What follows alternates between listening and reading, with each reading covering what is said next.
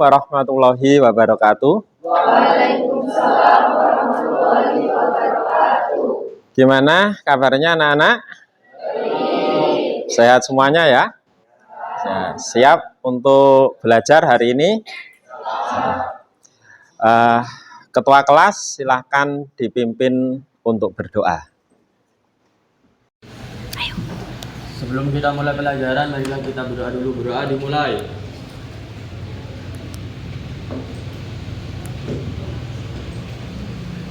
Doa selesai. Tahukah kalian bahwa 60% pekerjaan masa depan itu akan melibatkan KA atau kecerdasan artifisial.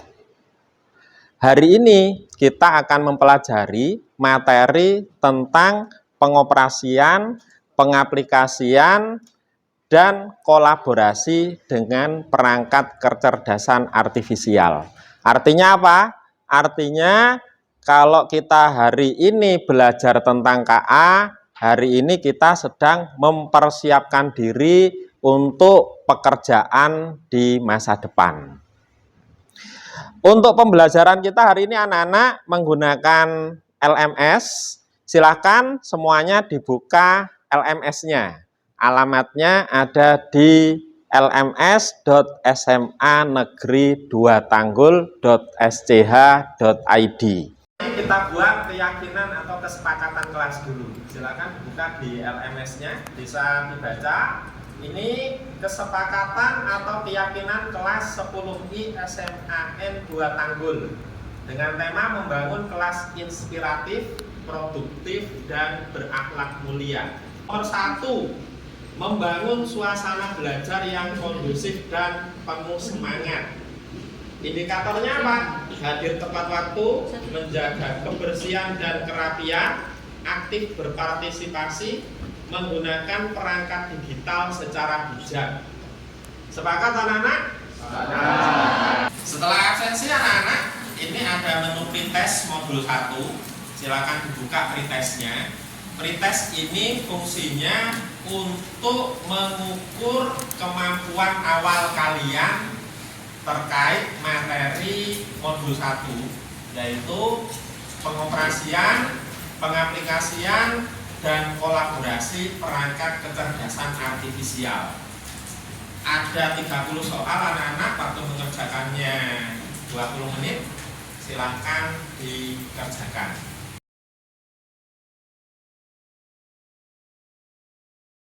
Sekarang di LMS silahkan dibuka 1.1 pengantar modul 1.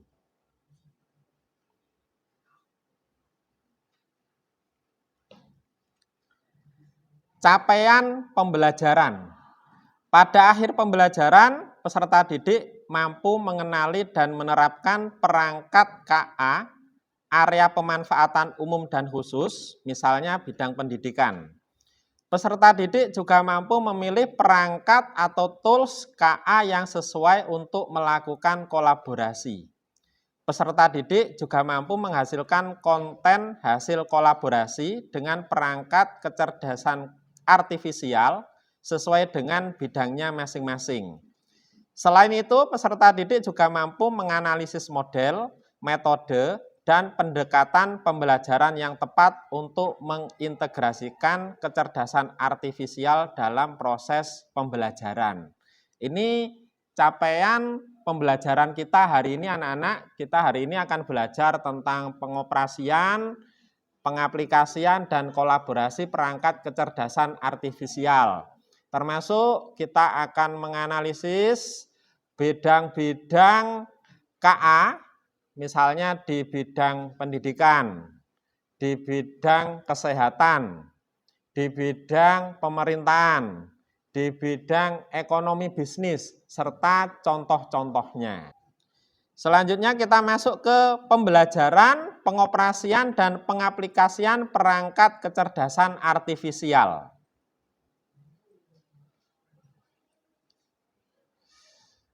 Untuk pembelajaran ini, anak-anak, kita menggunakan 3 tahap.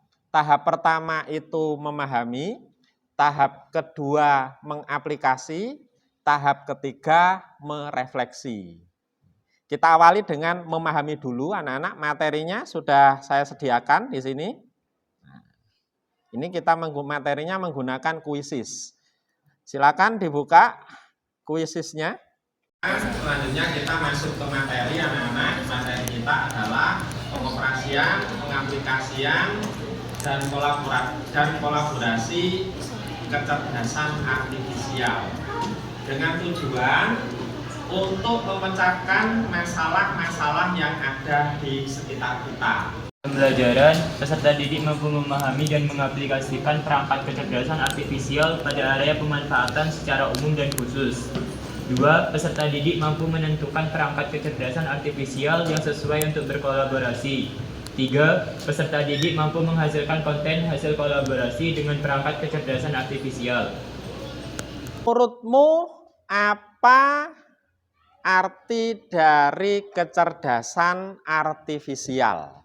Silakan tulis jawabanmu di kolom yang ada di aplikasi Yground. Silakan diketik.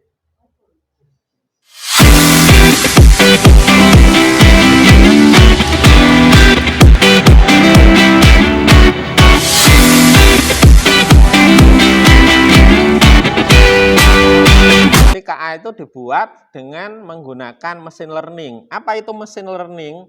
Mesin learning itu mesin yang bisa terus belajar. Sehingga tiap hari, semakin hari, mesin learning ini semakin pintar. Jika awalnya KA sering melakukan kesalahan, bisa bias atau halusinasi, maka seiring dengan berjalannya waktu, KA ini akan semakin pintar. Ada algoritmanya.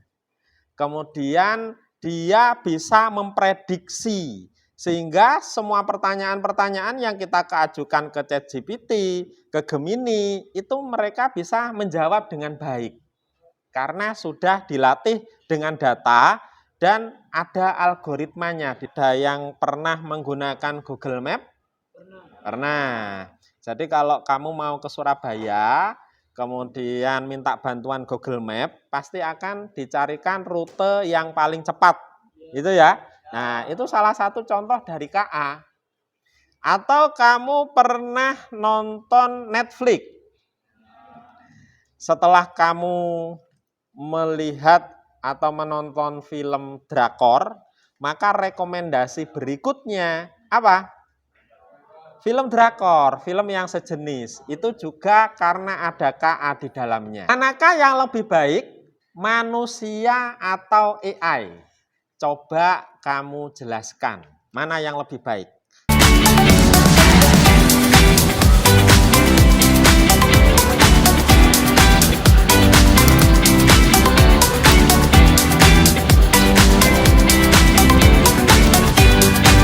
Nah, kita lihat jawaban dari Vika Puspita. Ya, karena manusia yang telah membuat perangkat AI.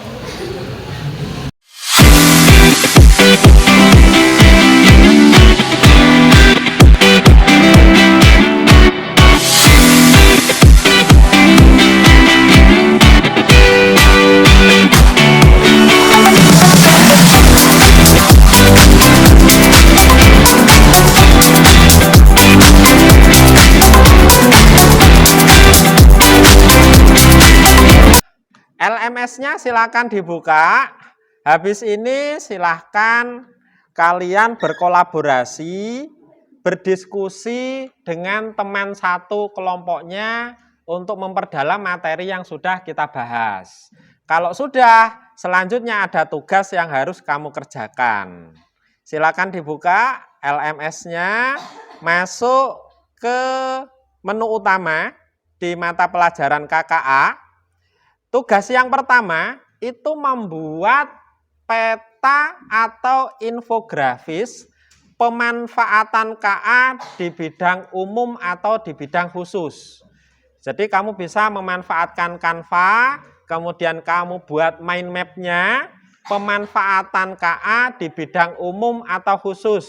Misalnya di bidang pendidikan, di bidang kesehatan, di bidang ekonomi dan bisnis, di bidang pemerintahan. Untuk tugas yang kedua, itu mengaplikasikan 3 jenis perangkat KA untuk menyelesaikan tugas sederhana.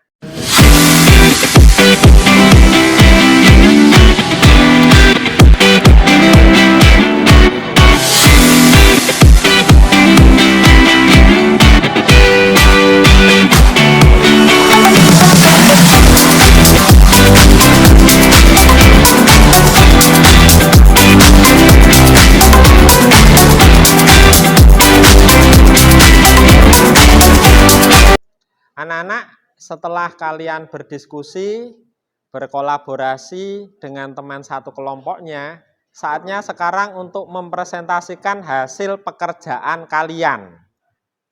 Assalamualaikum warahmatullahi wabarakatuh. Kami kelompok 5 akan mempresentasikan tentang pemanfaatan kecerdasan artifisial dalam bidang pendidikan. Yang pertama ada pengertian. Teknologi AI atau kecerdasan artifisial yang semakin lama menjadi salah satu inovasi paling berpengaruh di peradaban manusia di awal abad ke-21 dan sekarang masuk ke dalam berbagai bidang. Salah satunya ialah bidang pendidikan. Kedua, pemanfaatan. Yang pertama ada penilaian otomatis, 2 aksesibilitas dan inklusivitas, ketiga ada asisten untuk belajar. Kemudian ada dampak. Pertama, ketergantungan pada teknologi, 2 kecurangan, 3 ketidaksempurnaan algoritma. 4, cara mengatasi ketergantungan AI. Memfungsikan AI sebagai alat bantu, 2 memperkuat keterampilan dasar, 3 membatasi penggunaan AI, 4 mencari bantuan profesional. 5, cara memanfaatkan AI dengan baik.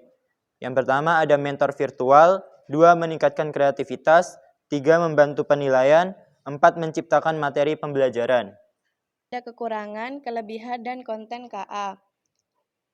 Latar belakang presentasi ini, tugas yang kami buat ini berdasarkan pengalaman dan pengamatan kami tentang kecerdasan artifisial atau artificial intelligence yang kami amati dan uji coba untuk mencari kekurangan dan kelebihannya.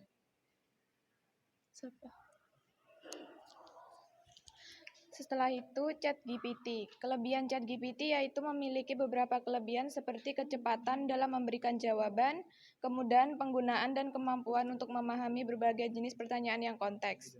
Kekurangan ChatGPT yaitu memiliki beberapa kekurangan seperti potensi bias dalam jawaban, ketergantungan pada data pelatihan, keterbatasan pemahaman konteks, dan kekurangan kecerdasan emosional. Jenis konten, gambar, PPT buatkan gambar, animasi informatika, langkah-langkah, siapkan PPT atau perintah, kirim ke ChatGPT, tunggu dan simpan hasil gambar setelah muncul. Selanjutnya, Cici AI. Kelebihan, kemampuannya dalam memahami bahasa alami, memberikan rekomendasi berdasarkan referensi penggunaan, dan menjalankan tugas-tugas tertentu secara otomatis. Dan kekurangannya, terkadang Cici AI memberikan informasi yang tidak sesuai dengan permintaan pengguna. Temuan. Jenis konten esai. Propat, bikin esai informatika. Langkah-langkah, siapkan propat. Tunggu, dan saat sudah selesai, simpan atau salin hasilnya. Selanjutnya Meta AI, jenis konten, informasi tentang informasi informatika. Berikan informasi tentang informatika. Langkah-langkahnya, 1. Siapkan prompt, 2. Kirim prompt, 3. Tunggu, 4. Simpan dan rangkum hasil. Kesimpulannya yaitu, dengan adanya tugas ini, kita jadi mengerti cara menggunakan AI dengan benar dan bijak, dapat mengetahui tentang kekurangan dan kelebihan air, serta mengetahui fungsi-fungsi AI. Terima kasih anak-anak atas presentasi yang luar biasa. Sekarang saya ingin kalian merenungkan dan merefleksikan kembali apa yang sudah kita pelajari hari ini. Silakan buka LMS di bagian 2.1 pengantar kecerdasan artifisial. Di situ ada pertanyaan refleksi modul 2. Kalian akan diminta untuk menuliskan hal baru apa yang dipelajari, potensi penerapan KA di masa depan, dan tantangan yang kalian hadapi.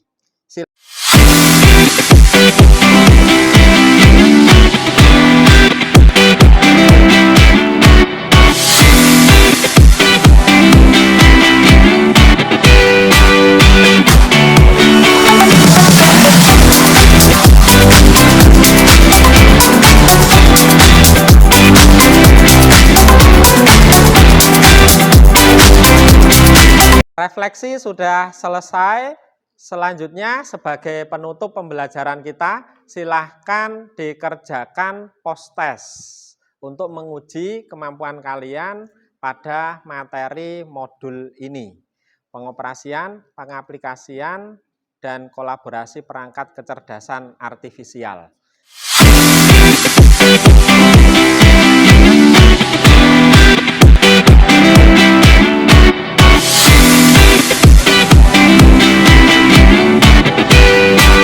Selamat anak-anak, hari ini kita sudah menyelesaikan modul pengoperasian, pengaplikasian, dan kolaborasi perangkat kecerdasan artifisial dengan penuh semangat. Saya berharap semangat ini bisa kalian bawa pada sesi-sesi berikutnya. Kurang lebihnya mohon maaf. Saya akhiri. Assalamualaikum warahmatullahi wabarakatuh.